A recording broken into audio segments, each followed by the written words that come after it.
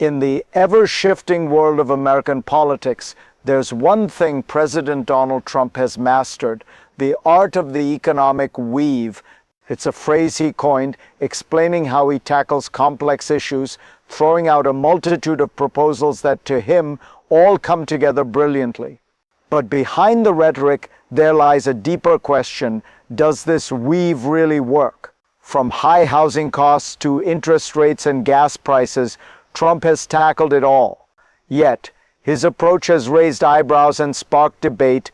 Critics wonder if these are genuine solutions or just distractions designed to grab attention. Are Trump's bold moves a path to change, or just another example of his knack for stirring the pot? Let's dive into his economic proposals and what they really mean for America. To understand the full picture, we need to first examine the core issue: the high cost of living, which remains one of the greatest concerns for Americans. The cost of living in America is a challenge many face daily. From skyrocketing housing prices to rising grocery bills, families are feeling the strain. Yet President Trump continues to deny that affordability is a major issue. In fact, at a rally, he dismissed the term affordability as nothing more than a fake word coined by Democrats.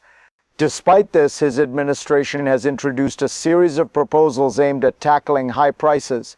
Whether it's housing, oil, or credit card interest rates, Trump's solutions are as varied as they are bold. But there's a disconnect between the president's rhetoric and the reality of his proposals. Many of his ideas seem to lack concrete details, raising questions about their feasibility.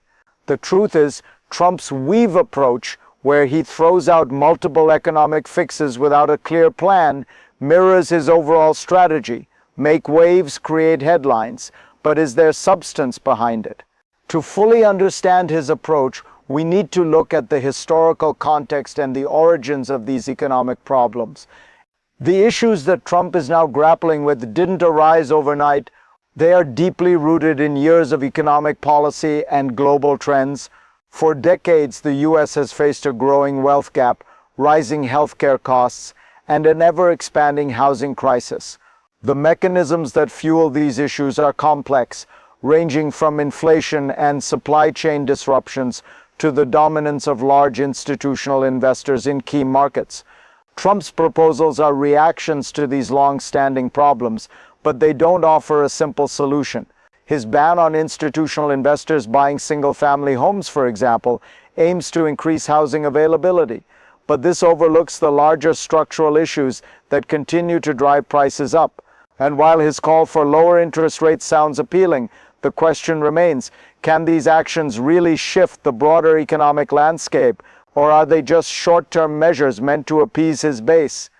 Now, let's explore the first major crisis Trump's proposals aim to address: the housing market and the housing affordability crisis. One of the most pressing issues facing Americans is the affordability of housing, and Trump has taken aim at this with a series of proposals. His recent suggestion to ban institutional investors from purchasing single-family homes is meant to level the playing field for average buyers. The logic is simple: by removing these massive players from the housing market, more homes would be available to individual buyers, driving prices down. But is this a realistic fix? Institutional investors like hedge funds and private equity firms have been a significant force in the housing market, buying up large quantities of homes and driving up prices. While Trump's ban might curb their influence, it doesn't address the root causes of the housing crisis, such as zoning laws, construction costs, and the overall supply-demand imbalance. Without a more comprehensive approach, this proposal might be more of a political statement than an actual solution. The question remains: can Trump's weave in the housing market truly address affordability, or is it just another example of empty promises? Next, we examine the hidden mechanisms behind these proposals and how they could play a bigger role in shaping the economy. At the heart of Trump's economic weave lies a complex web of mechanisms that may seem simple on the surface, but are fraught with deeper consequences. When Trump proposed that Fannie Mae and Freddie Mac buy $200 billion in mortgage bonds to lower interest rates, the goal seemed clear: reduce the cost of borrowing and ease the pressure on home buyers. However, The reality is much more nuanced. The Federal Reserve has been managing interest rates for years, and Trump's proposal could risk destabilizing an already delicate system. Further complicating matters, the U.S. housing market isn't just about availability, it's about affordability, which is driven by wages, inflation, and even global market trends. Trump's proposal to lower rates might not be the silver bullet he imagines, as it could lead to inflationary pressures or unintended consequences that hurt consumers in the long run. This brings us to the broader issue. While Trump's actions are designed to shake things up, they often lack the structural changes necessary to create lasting solutions. The weave may be impressive, but does it solve the problem? Moving forward, we face another major crisis: the global energy market and Trump's approach to rising oil prices. Trump's attempts to address rising oil prices mark the second crisis in his economic weave. Last week, he met with oil and gas executives to push for increased drilling in Venezuela, claiming it could lower gas prices at home. However, this idea was met with resistance. ExxonMobil's CEO dismissed the suggestion, calling Venezuela uninvestable. The president's response? A sharp rebuke, saying, "I'd probably be inclined to keep Exxon out." This clash highlights the complexities of Trump's proposals. While the idea of tapping into Venezuelan oil reserves might seem like an easy fix, the reality is far more complicated.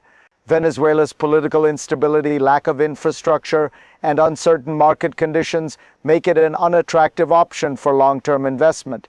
Even if drilling in Venezuela were possible, the impact on oil prices might be negligible, especially when considering global supply chains and the OPEC cartel's influence on production levels.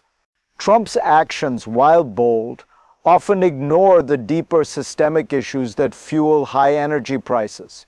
His quick fixes, like pressuring companies to drill more or cap credit card interest rates, might grab headlines, but they lack the structural change necessary to tackle these global crises. Next, we turn to the real-world effects of Trump's proposals on everyday Americans. How will his actions impact the average person? For everyday Americans, the economic pressures are mounting. Trump's proposals, from banning institutional investors in the housing market to slashing credit card interest rates, are aimed at easing the burden. But how do they actually affect the people?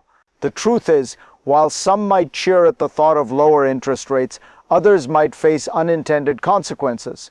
For example, credit card companies may respond by limiting access to credit or raising fees, potentially hurting the very people Trump claims to want to help.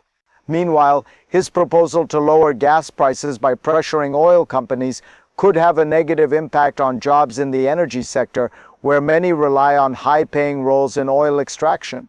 The reality of economic policy is that one-size-fits-all solutions often miss the mark, and Trump's bold claims don't always translate into tangible benefits for working-class Americans. The emotional toll on families already struggling with inflation, rising costs, and uncertainty could be immense.